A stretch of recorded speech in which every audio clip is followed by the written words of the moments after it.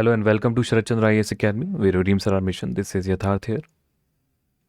In the last lecture, we talked about the temples that have been recently found in Telangana, in the southeastern border of Telangana. Alright, the second thing we noted was the Kadamba dynasty and their connection to the Chalukya dynasty or the Chalukyas. Now, in this lecture, we'll take things forward to read about the Chalukyas and see their expansion in 400 years towards the east or eastern Deccan region. So let's begin with this. So rise and expansion. So they started from about 543 AD and to 753 AD. This can be considered as an origin period of the Chalukyas. So founded by the Pulakesin I in 543 CE. So please remember who founded the Chalukya dynasty. That was Pulakesin. Pulakesin I. The Chalukya dynasty ruled the Deccan region of India for over 200 years. They were divided further into three branches that were the Badami, Western and Eastern Chalukyas, each marking significant chapters in the dynasty's story. The Pulakesin II was one of the most renowned emperors, expanding the territory but eventually faced some resistance or setbacks actually, the Pallavas. So we'll also read about the Pallavas further when we read a little bit about history. Furthermore, Vikramaditya I and II brought a period of renewed power and glory before the rise of the Rashtrakutas led to the end of the Badami Chalukya in about 753 CE. So what we see here is that preceded by the Kadamba dynasty and also the Hoysalas, the Chalukya rose in about 543 CE. Alright, and lasted around 200 years in the beginning, although they have much significance till at least 1000 AD. Alright, they divided into three branches, the Western, Eastern as well as the Badami Chalukya or the Central Chalukya. Alright, however, they were finally decimated by the Rashtrakutas. They also faced some resistance by the Pallavas or Pallavs. So just a glimpse from the history that we read in our Indian history, usually for the prelims. So you must all be knowing this already, but just have a revision. Cultural and architectural contributions. So Chalukya were prolific. Prolific means very good or deft at what they did. Temple builders, leaving behind architectural marvels like the Jogulamba temples at Alampur and the submerged site of Yeleswaram. So please remember these both the temples, they are of Chalukyan period. Example of Chalukyan temple building. They patronized various arts and literature. So what do we mean with patronize? That means basically sponsored or funded various art and architecture, and that means give them shelter and contributed in their progression, leaving a lasting impact on the cultural landscape of the South India.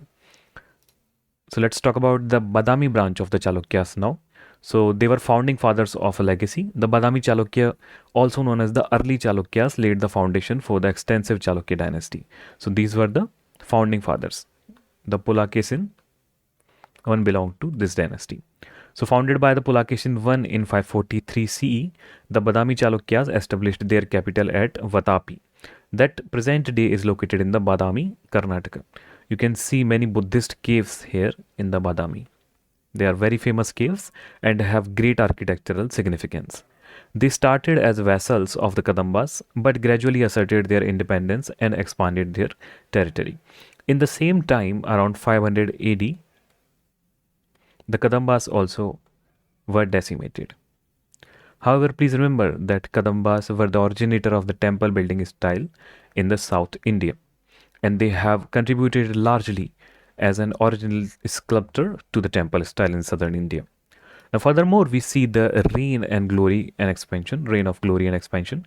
So, Pulakesin II was the greatest emperor of this dynasty, the Badami Chalukya, especially at the Vatapi, and he lived between 608 and 642 CE. His rule, is considered the most powerful ruler of the Badami Chalukyas. He achieved significant military victories, defeating the powerful Pallavas and Harshvardhana of the North India. Harsha was a great ruler again. When we read about the Gupta and the Vardhana Empire, then Harsha is mentioned greatly. Then we see that Chalukyas were taking battles from both the Pallavas in the south and the Harsha in the north. He established diplomatic relations with the Sassanid Persian Empire, as evidenced by the depiction of a Persian embassy in the Ajanta caves. So please remember this. Just a second. All right, so this was an example of both military victory as well as a diplomatic victory. His reign also marked a peak in cultural and artistic achievements, with the construction of magnificent temples like the Pattadakal group of monuments and the Vadami cave temples. So please remember that this significant monument was built by the Pulakesin II or by the Chalukyan dynasty. Challenges and demise. So, following Pulakesin's II's death, the Badami Chalukya faced internal strife and external threats. They were defeated by the Pallavas eventually, leading to a loss of territory and prestige. And this is what works for a kingdom, the revenue eventually. So, this marks the kingdom's demise. Furthermore, the rise of the Rashtrakutas in the 8th century, or Rashtrakuts in the 8th century, posed a significant challenge, culminating in the defeat of Badami Chalukya in 753 CE. Alright, so this would mark the end of the Chalukya dynasty, although they continued in a very small regions, let's say for next 200 years. But from their central region, the Badami region or Vatapi, they were disappeared. Let us see the mapping portion now, which is very, very important. So the year that we are talking here is 590 AD. Now we have already seen that in the 543 AD, Pulakesin I founded the Badami Chalukya dynasty.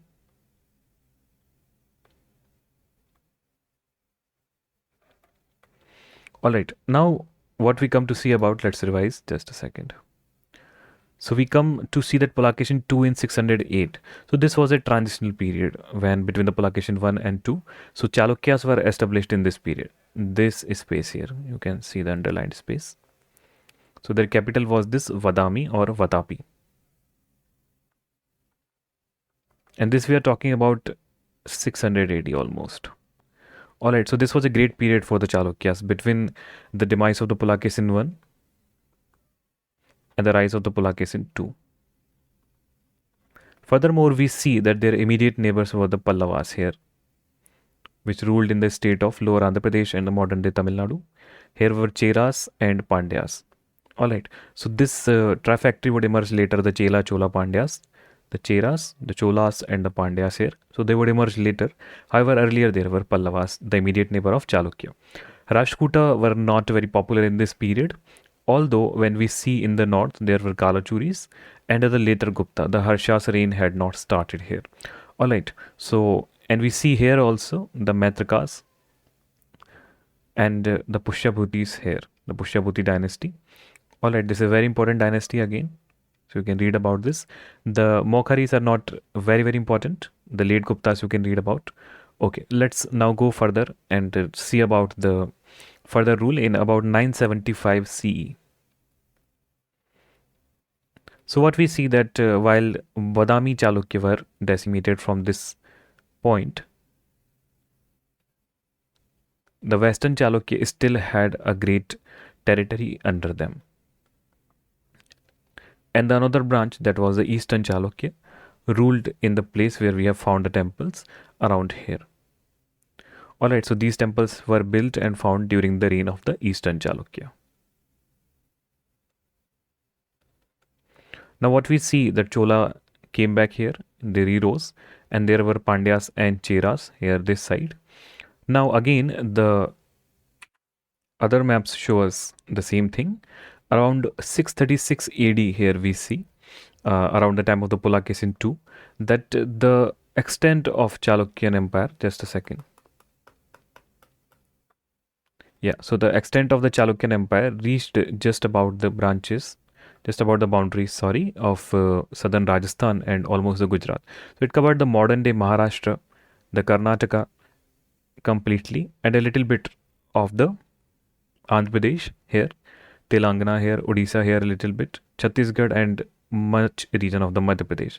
So they covered almost 40% of the India, barring the north, and were established as a great power in this region around this period, and especially the 650 AD period, Pulakesin II's period.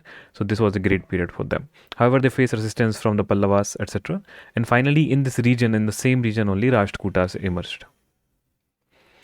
Alright, so this was a brief about the Chalukyan dynasty. Let's see here as well. The language was Kannada and Sanskrit. Religion was Hinduism. And the greatest ruler was Pulakeshin II. However, it was established by Pulakeshin I. Furthermore, we see capital was Vadami. The period was 543 to 750 AD. And post-classical period is according to them. They were preceded by the Kadambas and succeeded by the Rashtrakutas. So this was about today's lecture. This is Yatharth here signing off. I'll see you in the next video. Have a great day.